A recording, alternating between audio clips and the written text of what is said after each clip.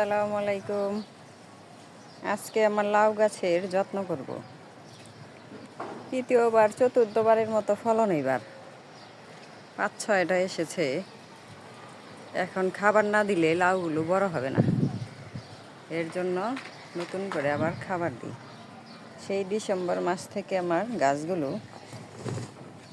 একটা গাছই 2টা গাছ, একটা গাছে বেশি লাউ এসেছে, একদম ফলন দিয়েই চলেছে। এখানে চা পাতি আর ডিমের খোসা আমি দিয়ে দিয়েছি আগেই। তারপরে দিব সবজির কাঁটা,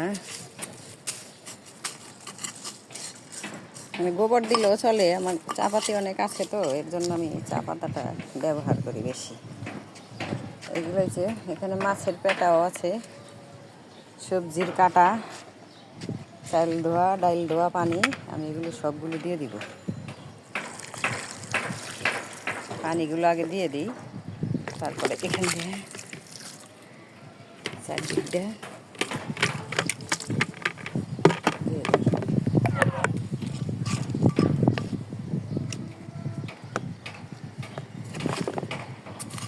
মাছগুলো মাটির নিচে না দিলে গন্ধ আসবে এবং কাকে আবার এগুলো নেওয়া শুরু করে, খাওয়া শুরু করে,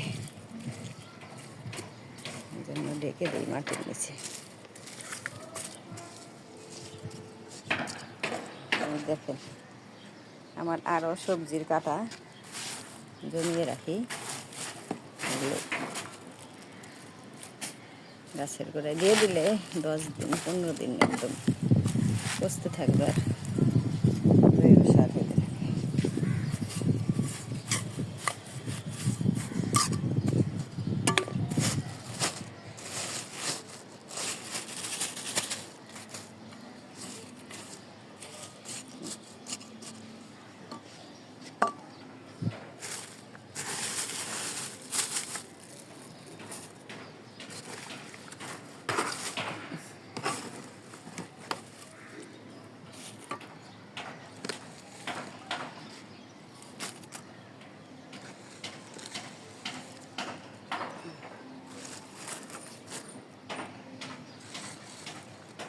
একদম বেশি করে দিয়ে দিলাম।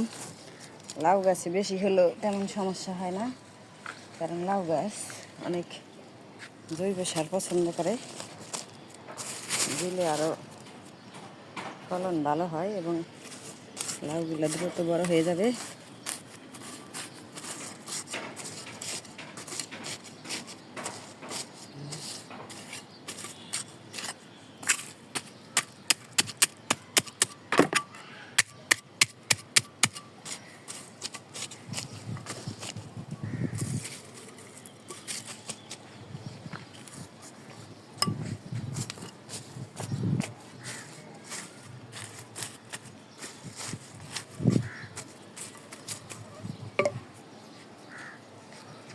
এটা লাউয়ের বীজ।